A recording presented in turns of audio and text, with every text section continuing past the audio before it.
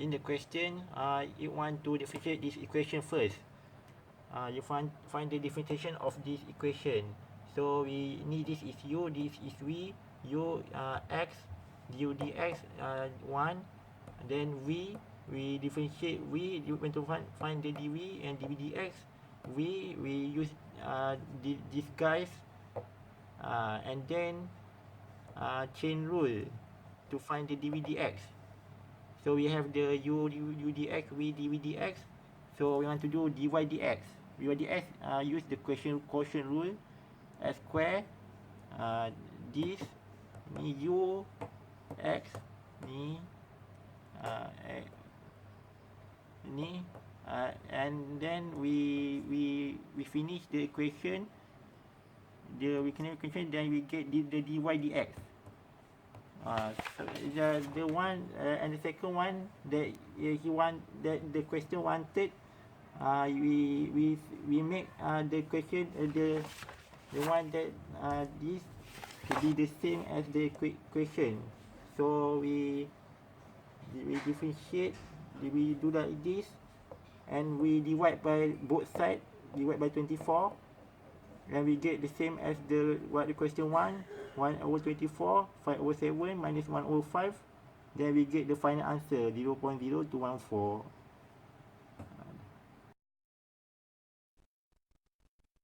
Hi there, I'm Rowan, son of Mini Silva from Group 2. Now I'm going to show you how to solve the question 34 from our maths tutorial chapter 3 integration.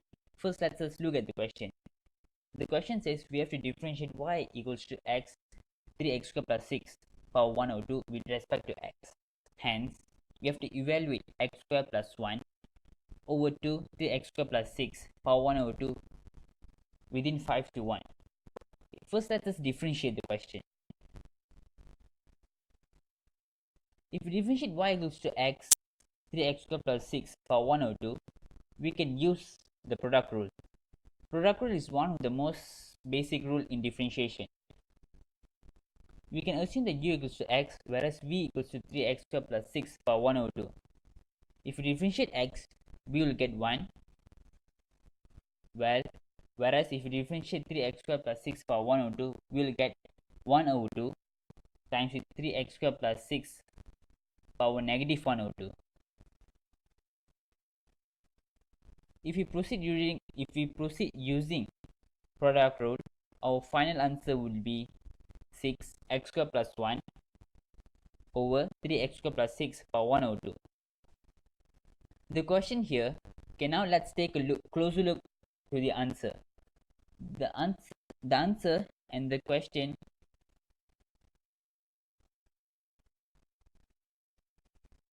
which says x squared plus 1 over 2 3x squared plus 6 power 1 over 2 is nearly the same. So we have to make both of them equal. So in order to make both of them equal, we just need to times the question with 1 over 6, and there's no and for this question there's no need for us to integrate the question again, since if you look here before, if we differentiate y, we'll get this answer. So if we do the opposite, if we integrate this answer, we'll get this answer back. So we can just copy the answer and proceed. If we substitute x equals to 5 and x equals to 1, our final answer would be 702, which is equivalent to 3.5. That's all for now. Thank you. Okay, so sup, I was given question number 35. So if ex sin x equals to d equals to differentiate of ex in bracket a sin x plus b cos x. So find a and b, and then the second part is hence find the integration of ex sin x dx. So as we know, this one, if we differentiate, we get this. So we make u as ex, and then differentiate of u, we get equals ex, and then v equals to a sin x plus b cos x. So integrate, differentiate b, we get a cos x minus b sine x. Right, we use product rule, this one times this one, u times differentiate of v, and then plus v times differentiate of u. Right, so we get dy dx equals to dy dx equals to ex a cos x minus b sine x plus ex a sine x plus b cos x. Okay, so as you know, if we expand, we get ex sine x, because if we differentiate this, we get this. So now the difference here is, you see here we have cos, but here we have sine, so there's two different terms. So we expand, then from there we make the coefficient, we factorize the coefficient, so we get ex a cos x minus ex b sine x plus ex a sine x plus ex b cos x, and then we factorize it so that we can see the the difference, we can see the comparison, and then we get we know that there's no cos x here, so we put as 0, and then here we know that's 1, right? So we put the cos first, we put in the cos first, so we get a plus b equals 0. Before that, let me factorize it first. A plus b ex cos x plus a minus b ex sine x. Alright, so from here we know that a plus b equals 0, then a minus b equals 1. Alright, so a plus b equals to 0, a minus b equals to 1. Let me make this as the first equation, and let me make this as the second equation. So from 2, make a as a subject, we get a equals to 1 minus plus b. Alright, so then we substitute into 1, we get 1 plus b equals 0. So we get 1 plus 2b equals 0, 2b equals to -1, and then b equals to -1/2. So from here we substitute into any equation, either 1 or 2, then I'll take 1. So as we know, a plus b equals to 0, so a is, we don't know, then b is -1/2 equals 0. So as you know, plus and minus, we get minus, so from here we shift this side, but let me explain to you first. A minus 1/2 equals 0. This is what we get from this one, and then we bring this one this side, we get a equals to 1/2. Right, so we get the full equation, ex 1/2 sine x minus 1/2 cos x. Right, then hence, so we move on to the second part of the question, is integrate ex sine x dx. So as you know, if we integrate ex sine x, we get dy dx, we get the differentiate of this. Sorry, if we integrate this function, we get this whole thing. Alright, so hence integration of ex sine x is equals to ex 1/2 sine x minus 1/2 cos x. Right, thank you.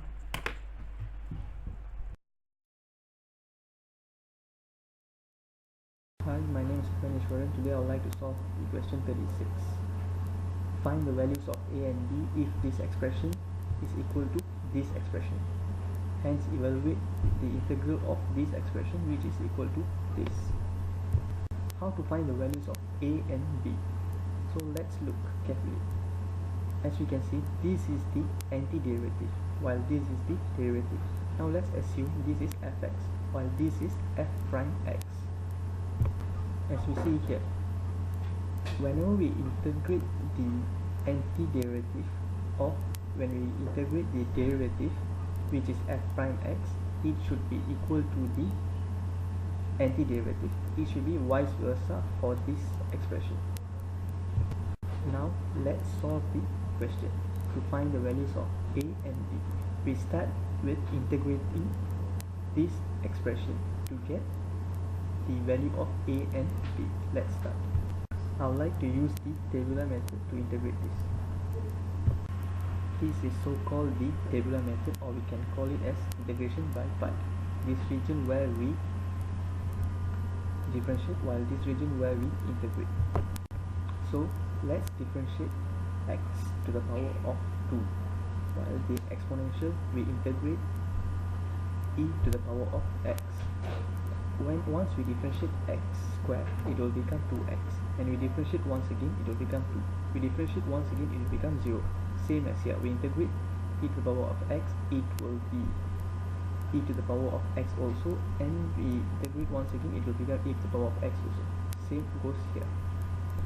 So now for the tabular method, we need to opposite the signs of plus and minus, which is for the first expression here, we should put a sign positive, second should be negative, third positive, and the fourth should be negative. So what are the arrows means? So this arrow represent the question, while this arrow is the answer or solution for the expression that we want to integrate. So this arrow represent this value here, while this one represent e to the power of x, while this one represent e to the power of x as well. So after doing the tabular method, we would like to rearrange the component. So what are the solutions we can gain from integrating x square multiplication with e to the power of x? So after we rearrange it, we can get these expressions, as we see here, these expressions here. So what we are going to do next is we would like to factorize the e to the power of x, so that we can easily see or compare to find the values of a and b as the question wants. So these are the solution after factorizing, as we take out e to the power of x from this expression. So now let's compare. What is the value of a and what is the value of b? A represent negative 2, while b represent 2 here. So now we already find what is the value of a and b as the question wants. So let's look at the second part. So these are the second part that we need to find, which is the integration of x square multiplication of e to the power of x. As we did just now, it should be, since this one is, it should be equal to the answer here. So what are the solution can we get is, since we know the values of a and b, we just sub the value in what is the value of a, which is negative 2, and what is the value of b, which is 2. As we can see, the solution for integrating x squared times e to the power of x is exactly same as this that we get just now. The value of a and b that we obtain, and with the addition of c, which is the constant. So that's the solution of question 36. Thank you very much. Hold me close till I get up.